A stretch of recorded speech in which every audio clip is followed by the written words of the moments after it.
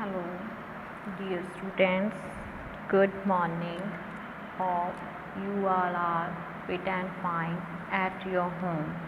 So before we start today's work, let's take the pledge. I command to be vigilant and bear in mind at all times the risks to myself and my colleagues for COVID-19. I promise to take all necessary precautions that prevent the spread of this deadly virus.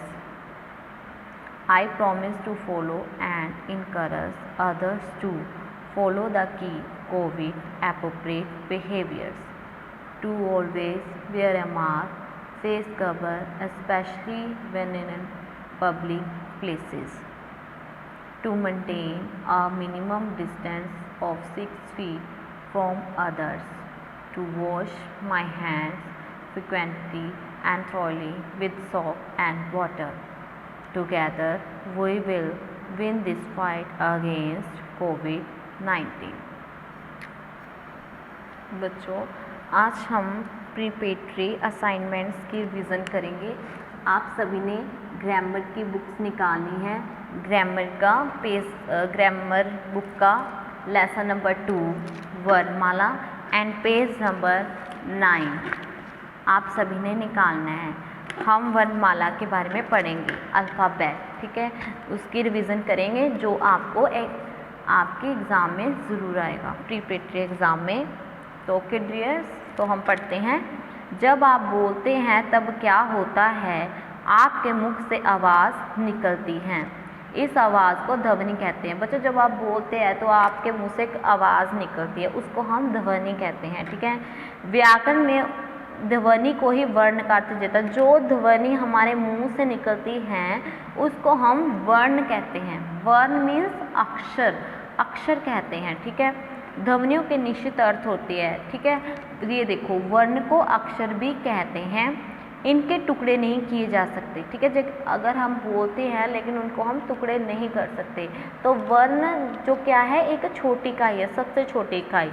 अंत ये भाषा की सबसे छोटी इकाई है, इसलिए इनके टुकड़े नहीं किए जा सकते, ठीक है। अब पूछा है वर्णमाला किसे कहते हैं? वर्णों का निश्चय क्रमबद्ध समूह, जो वर्णों का निश्चय क्रमबद्ध समूह होता है उसे क्या कहते हैं? वर्णमाला कहते हैं, ठीक है। बच्चे देखो, हमारे हिंदी में स्वरों की मात्रा कितनी है? मैंने पहले भी बताया था, हमारी हिंदी में स्वरों की मात्रा 11 है, ठीक है। और वर्णमाला में हिंदी में कुल कितने अक्षर हैं? कुल कितने अक्षर हैं कुल बताने हैं। कुल हमारे हैं 52, तो आपने 52 लिखना है, ठीक है। 52 हमारी हिंदी वर्णमाला में कुल अक्षर हैं, जिनमें स्वरों की संख्या 11 है, ठीक है। और इन स्वर अ से लेके ओ तक है, ठीक है। इनकी मात्रा होती है, लेकिन अ की कोई मात्रा नहीं होती, ठीक है। यहाँ पे क से लेके श तक जितने भी शब्द हैं ये क्या है? व्यंजन कहलाते हैं। उसके बाद बच्चों ये देखो, अ के ऊपर जो जब बिंदी लगा देते हैं तो ये क्या होता है? अनुस्वार कहलाता है। इसका चिन्ह ये होता है कि ऊपर किसी के भी हम बिंदी डालते हैं। इसका उच्चारण नाक से होता है। किससे होता है? नाक से। जैसे रंग, जंग, शंग, कंगन, पतंग आदि। अह यह विसर्ग कहलाता है। अह ये विसर्ग कहलाता है, ठीक है। बच्चों, ये जो दोनों शब्द हैं ये स्वर व्यंजन में नहीं आते, ये सिर्फ अयोगवा, ये दोनों शब्द अयोगवा कहलाते हैं, ठीक है।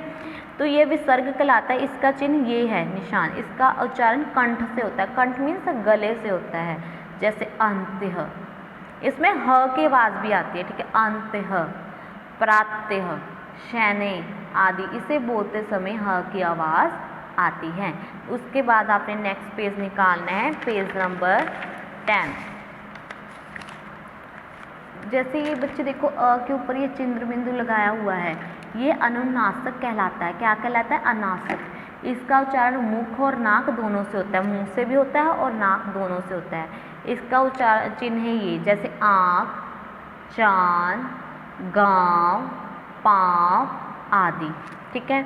बच्चे जैसे ये ढ, एफ, अ आते हैं, ये अतिरिक्त व्यंजन है, मतलब अलग से जो अन्य हैं वो व्यंजन है, अन्य व्यंजन है, ठीक है। इनका प्रयोग किसी शब्द में प्रारंभ में नहीं होता, मतलब इनका जब दोनों का प्रयोग शुरू में किसी के अगर शब्द लिखना है तो उसमें शुरू से इसका प्रयोग नहीं होता, ये तो या तो बीच में आएंगे या बाद में आएंगे, ठीक है।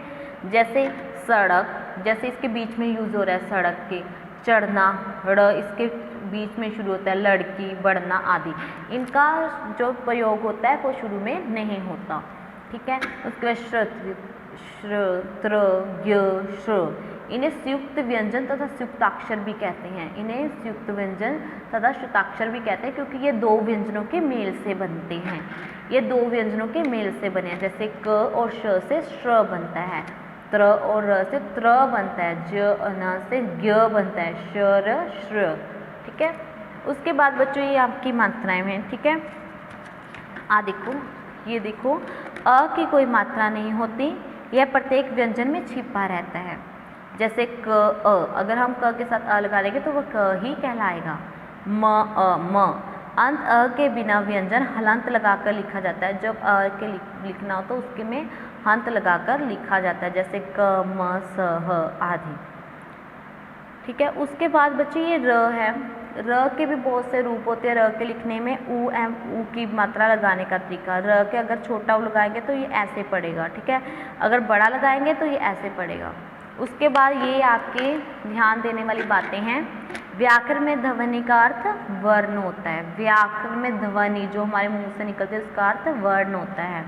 वर्ण अक्षर भी कहलाते हैं, जो वर्ण से अक्षर भी कहलाते हैं। वर्णों का क्रमबद्ध व्यवस्थित समूह वर्णमाला कहलाता है। अ प्रत्येक व्यंजन में समाहित होता है, ठीक है बच्चों। उसके बाद जी आपकी असाइनमेंट्स है, जिसमें है assignment number 3 class 4 subject Hindi, preparatory assignment number 3 part 2 वर्णमाला। बच्चों उसमें आपके सही वर्ण विशेष के सामने टिक का सही वर्ण विशेष के सामने टिक का निशान है। बच्चों देखो ये रानी है, रानी र आ की आवाज़ आ रही है तो ये रहा र आ नी, रानी, तो यहाँ पे टिक करनी है। उसके बाद पिता, प ई, ये छोटी मात्रा तो यहाँ ये आगे को डलेगी, यहाँ पे बड़ी है तो ये पीछे को डलेगी, तो इसका सही क्या है, प ई त आ की मात्रा आ रही है तो यहाँ पे टिक करनी है।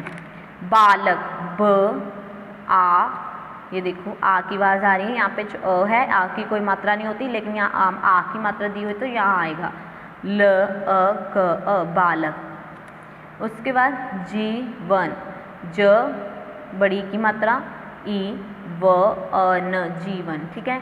उसके बाद इनमें से दो दो शब्द लिखे, जैसे बच्चों ये अनुस्वर है, अनुस्वर में क्या होता है, ऊपर बिंदी डालते हैं अक्षर की, जैसे ब के ऊपर बिंदी दर बंदर, र के ऊपर बिंदी ग रंग, ठीक है।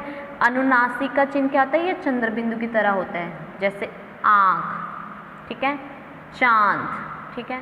उसके बाद विसर्ग, ये दो बिंदु लगते हैं अक्षर के बाद, इसमें ह की आवाज़ आती है, जैसे अंत्यः, प्रात्यः, ठीक है। उसके बाद बच्चों ये आपकी बुक वर्क में दिया हुआ है, वर्णों पर मात्रा इसका लगे फूलों के नाम बन जाए। जैसे ये कौन सा फूल है, गुलाब, ग को ऊ की मात्रा, ल को आ की मात्रा, ब गुलाब, च म को ए की मात्रा, ल को ई की मात्रा, चमेली, सूरज, स को ऊ की मात्रा, र ज मुखी, सूरजमुखी। उसके बाद ये चित्र के नाम का पहला वर्ण दिया गया है, इसको आपने पूरा करना, जैसे मृग, चिड़िया, मूली, कौवा, चूहिया, तोता। होप डियर स्टूडेंट्स कि आपको समझ आ गया होगा। तो thank you dear students, okay bye bye, have a nice day, thank you.